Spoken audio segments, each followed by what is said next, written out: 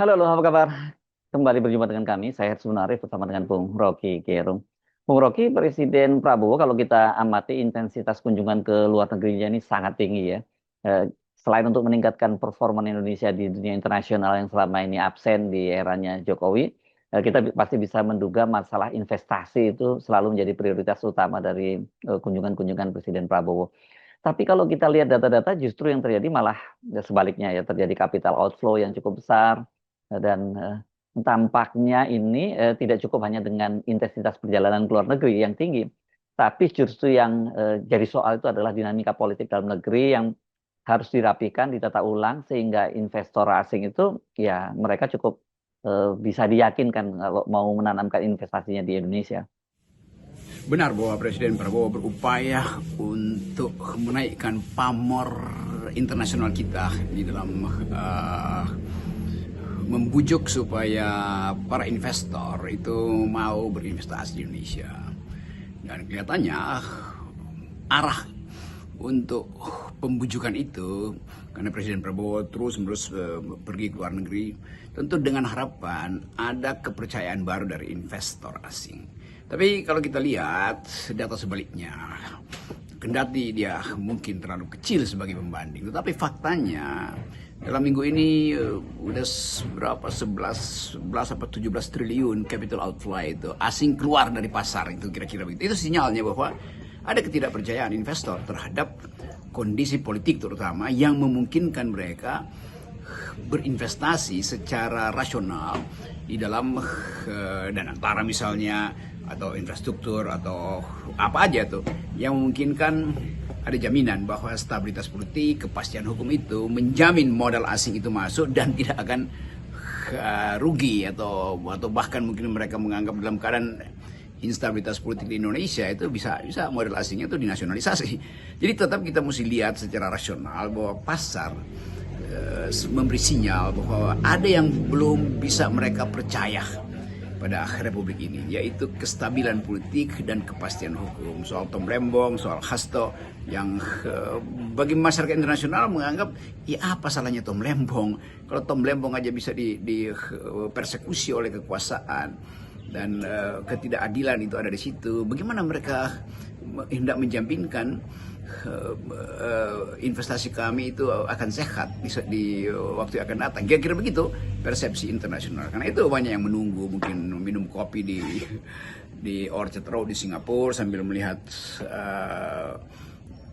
peluang untuk investasi, menunggu kepastian politik. Tapi sekali lagi kita mulai melihat bahwa memang Pak Prabowo mulai ada dalam kesulitan, yaitu meyakinkan publik internasional pada saat yang sama harus menghadapi dinamika politik di dalam negeri, soal ijazah Pak Jokowi, soal pelengseran Fufafi, semua itu kelihatannya akan membuat presiden memilih yang mana yang bisa dijadikan dasar untuk menciptakan kepercayaan publik. Nah, kita menunggu itu sebetulnya sambil memperhatikan gerak-gerik psikologi dari Presiden Prabowo terutama tuh. Nah, yang saya sebut gerak-gerik psikologi karena sebagai seorang yang dilatih untuk berpikir strategis, tentu ada yang harus dia korbankan. Yang mungkin sebuah pertempuran harus dikorbankan demi peperangan yang lebih besar, atau sebaliknya peperangan mungkin akan dia hitung, maksud saya peperangan dalam strategi politik ya. Peperangan itu jadi strategi yang harus dicicil supaya pertempuran itu tidak dilihat, sekali lagi ini pertempuran politik, tidak dilihat sebagai upaya yang gerasa gerusu itu. Jadi sebagai seorang yang terlatih di dalam cara berpikir strategis, tentu Pak Prabowo sebagai presiden menunggu momen-momen untuk memungkinkan dia menyatakan diri bagi saya presiden, saya memegang kendali, saya otentik, saya tidak akan diganggu oleh siapapun dan saya tidak ingin mengganggu siapapun. Kan itu yang ingin diperlihatkan. Tetapi justru di dalam kegelisahan itu orang bertanya kapan itu akan dilakukan. Orang ingin pastikan kapan misalnya ada reshuffle kabinet, itu inti. Anda tadi menyinggung soal kasus Tom Lembong, juga kasus Hasto, itu dari sisi justice. Tapi bersamaan itu kita juga dihebohkan dengan kemungkinan terjadinya pasokan pangan, terutama beras. Oh, ini yang justru malah soal serius dan banyak yang mengingatkan kalau soal ini nggak ditangani oleh Pak Prabowo, ini bisa dampaknya serius terhadap pemerintahan Prabowo. Ya, kalau soal perut orang kan sudah nggak bisa menunggu lagi. Sementara soal ketenaga kerjaan kita tahu, walaupun datanya sekarang malah ditutup oleh Kementerian Tenaga Kerja, orang tahulah bahwa pengangguran, jumlah pengangguran dan jumlah lapangan kerja yang menyusut itu seperti satu deret ukur, satu deret hitung. Tapi tanpa dari data kementerian itu pun sebenarnya data-data itu bertebaran dan bisa kasat mata. Ini misalnya fenomena menurunnya daya beli ya. Keresahan politik selalu bermula dari keadilan sosial, keadilan ekonomi, ketersediaan pangan yang cukup, kepastian bahwa ada harga yang masuk akal. Dan kita membaca berita bahwa produksi beras kita itu terbatas sehingga harganya makin lama makin naik. Mungkin di Jakarta 12.000, tapi bisa 450-500% di luar Indonesia. Di Papua mungkin udah 50.000 atau lebih 1 kilogram.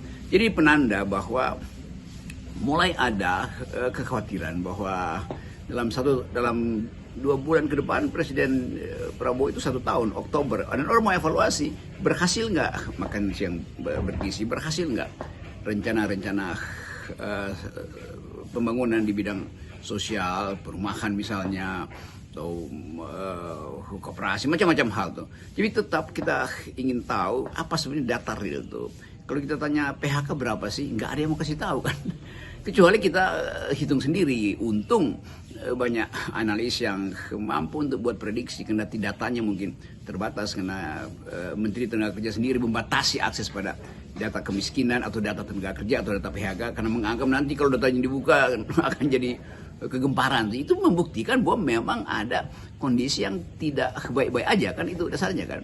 Tapi kita misalnya dengar keterangan dari Bima Yudhistira, dari Chelios, yang orang akhirnya percaya bahwa lebih dari yang diungkapkan pemerintah, atau kalaupun pemerintah mengungkapkan itu mesti tambah ya 70% itu margin of errornya, artinya plusnya itu lebih banyak daripada minusnya. Artinya mungkin sekarang udah 200 juta orang miskin di Indonesia itu. Ya udah 60-70% menurut kita miskin. Nah, itu yang menerangkan olok-olok dari netizen bahwa banyak mall yang dibuka tetapi orang cuma mondar-mandir di situ. Rombongan apa namanya? Rojali, rombongan jarang beli itu. Karena memang hanya ingin menghabiskan waktu di situ sambil ya window shopping gitu, dan lalu setelah lapar cari warteg juga di sekitar situ, bukannya masuk ke restoran di mall tuh.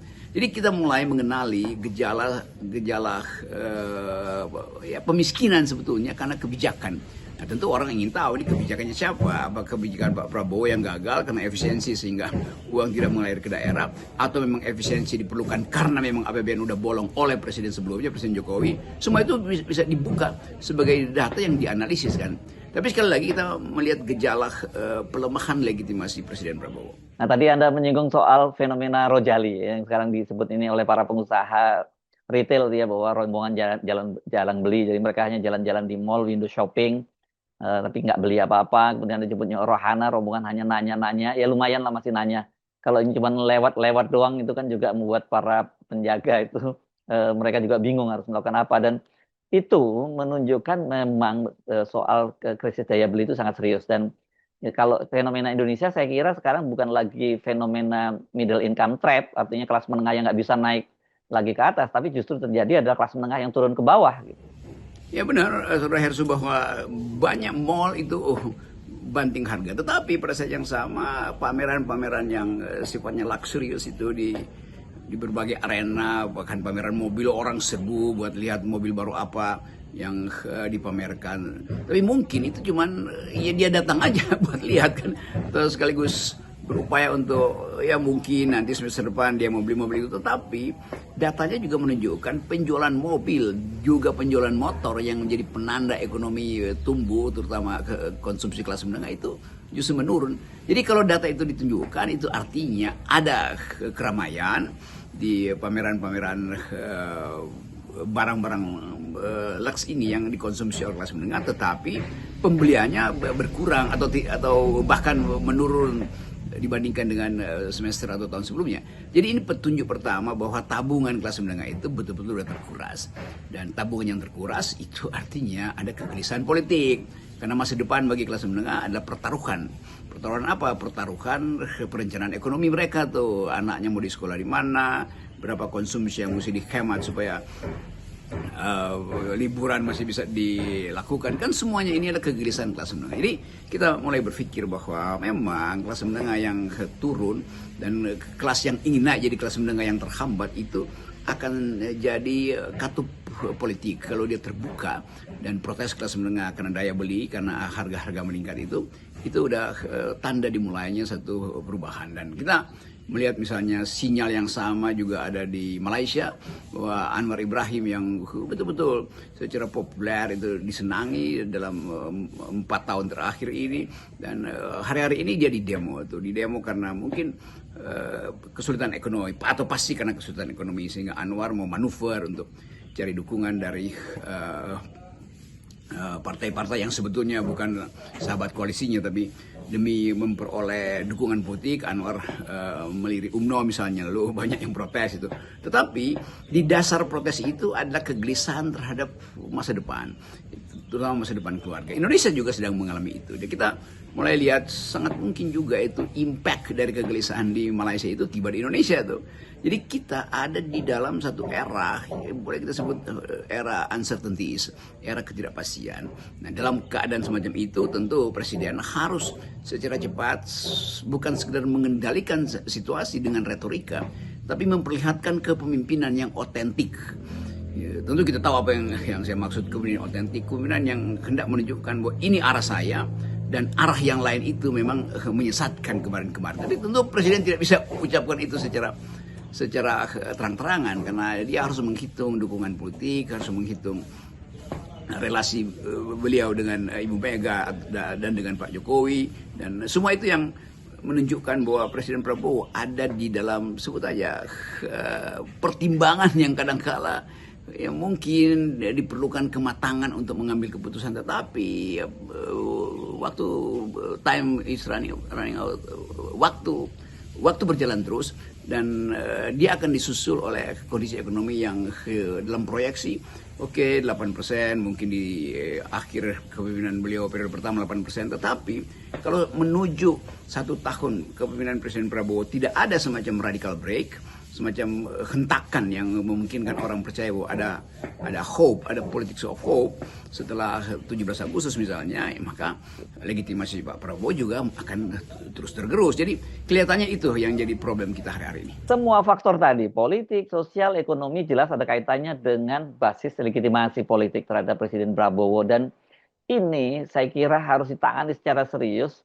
Nggak cukup kalau dengan retorika berupa patriotisme. Tapi saya bisa menduga-duga mungkin Pak Prabowo sendiri bingung ya, karena kan banyak hal yang dia lakukan, tapi ternyata mungkin menurut Pak Prabowo kok dia tetap disalahkan. Jadi tidak mungkin Presiden Prabowo meminta dukungan atau menteri-menterinya mengucapkan semacam mari kita bersatu bersama-sama untuk mewujudkan Indonesia emas segala macam. Iya, itu bagi mereka yang kesibukan setiap hari adalah menghitung uang jajan yang makin sedikit buat anaknya. Bagi emak-emak yang setiap kali ke ATM mungkin lihat wah kok berkurang terus ya tabungannya, itu nggak ada urusannya dengan patriotisme itu. Jadi sebetulnya ekonomi itu menjadi dasar untuk kita melihat dukungan pada Presiden Prabowo, dan itu makin lama makin terasa bahwa kesulitan ekonomi akan jadi beban politik. Nah, nggak mungkin lagi sekedar dengan retorika. Mari kita optimis, mari kita percaya bahwa Indonesia tidak gelap, mari kita yakinkan bahwa generasi 2029-30 menuju tahun Indonesia emas itu mulai terlaksana sejak hari-hari ini. Ya benar itu sebagai kumpulan keinginan, tetapi manusia itu hidup dari hari ke hari dengan harapan hari ke hari itu. Mereka tentu yang punya tabungan besar tentu sudah bersiap-siap kalaupun terjadi krisis ekonomi, capital outflow atau dolarnya udah ditukar segala macam. Tapi bagi mayoritas penduduk Indonesia yang di dalam data para peneliti independen ini mungkin udah 200 juta orang miskin, itu nggak ada jalan lain selain turun ke jalan untuk meminta keadilan. Dan inspirasi dari Kuala Lumpur bisa tiba di Indonesia dalam waktu yang singkat. Nah, sekarang kita mau coba lihat bagaimana intensi dari para politisi yang mungkin juga mulai pasang taruhan. Wah, 1 tahun pemerintahan Presiden Prabowo ini mesti dinyatakan sebagai tahun kalau kata istilah Bung Karno very coloso. tahun menyerempet-nyerempet bahaya. Tentu Pak Prabowo berupaya untuk menyatukan bangsa ini, tetapi tidak bisa hanya dengan himbauan atau dengan bentakan atau dengan slogan. Dan mesti ada sesuatu yang dirasakan oleh rakyat bahwa ada harapan. Itu yang sering saya sebut, harus ada radical break, satu event, satu peristiwa yang membuat orang percaya bahwa kendali kekuasaan, kendali keadilan, kendali kesejahteraan ada pada Prabowo sebagai pemimpin, sebagai kepala negara itu. Dan di situ diuji relasi Pak Prabowo dengan Ibu Mega, relasi Pak Prabowo dengan Pak Jokowi. Dan sekali lagi kita hanya coba menerangkan pada publik bahwa keindahan dalam politik adalah saling menegur untuk masa depan, bukan tersinggung karena ditegur, bukan karena Indonesia gelap lalu tiba-tiba seluruh LSM itu dimusuhi, bukan karena ada demonstrasi lalu dianggap bahwa itu dibiayai oleh para koruptor. Kan sinyal itu kan sinyal yang menunjukkan tidak mau lakukan semacam komunikasi politik yang sehat. Komunikasi politik yang sehat adalah bertarung argumen, itu bukan soal kirim-kiriman sentimen. Itu saya kira yang juga saya berharap bahwa Presiden Prabowo membuka semacam ya forum untuk duel argumen di antara para pakar, di antara mereka yang menginginkan Indonesia ini dikembalikan pada janji yaitu cerdaskan kehidupan bangsa, pelihara fakir miskin. Semua itu kan hal yang harus dilakukan siapapun presidennya. Apalagi Pak Prabowo adalah seorang pemimpin yang menginginkan Indonesia masuk di dalam satu era baru yang non kapitalistik, atau bukan anti kapitalistik, minimal non kapitalistik gitu. Artinya sejahterakan rakyat, putting people first, kira-kira begitu maksudnya. Tapi putting people first juga membutuhkan kritik. Kritik itu dimaksudkan untuk mempromosikan kebijakan yang betul-betul lebih bersih itu. Dan itu kelihatannya yang harus diperhatikan tuh. Nah, kita ingin ada akal sehat ditumpukan kembali sebagai dasar kebijakan. Akal sehat itu kira-kira terjemahan dari common sense. Saya baca dulu buku Common Sense-nya Thomas Paine yang menjadi alasan mengapa revolusi Amerika akhirnya pergi pada semacam semangat untuk memperbarui itu. Dan Thomas Paine tentu adalah seorang sosial kritik, seorang intelektual publik yang berupaya meyakinkan bahwa dia quote pada waktu itu kira-kira bunyinya begini: semakin keras konflik, semakin keras pertarungan, semakin keras oposisi, semakin baik buat bangsa. Artinya semakin kita bertengkar secara argumentatif, semakin mungkin kita hasilkan satu konsep yang betul-betul bermutu tuh. The more harder the conflict, the more the more glorious the triumph. Semakin keras konflik itu, semakin ujungnya menghasilkan kemenangan dan pembersihan diri, pembersihan konsep. Jadi sekali lagi kita sebutkan itu supaya konflik itu jangan dimusuhi, karena konflik itu penanda bahwa ada sesuatu yang memang harus dihadapi, dan menghadapi konflik itu ya dengan argumentasi itu.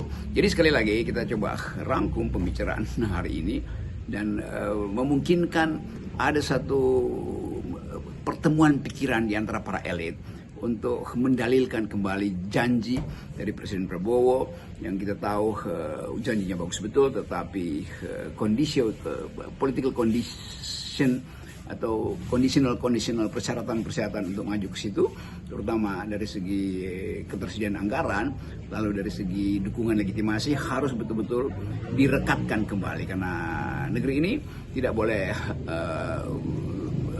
lenyap hanya karena ketiadaan harapan. Negeri ini dibangun untuk menghidupkan harapan bahwa demokrasi, keadilan sosial adalah kemanusiaan yang adil dan beradab, merupakan cita-cita awal waktu kita mengucapkan kemerdekaan. Sambil menunggu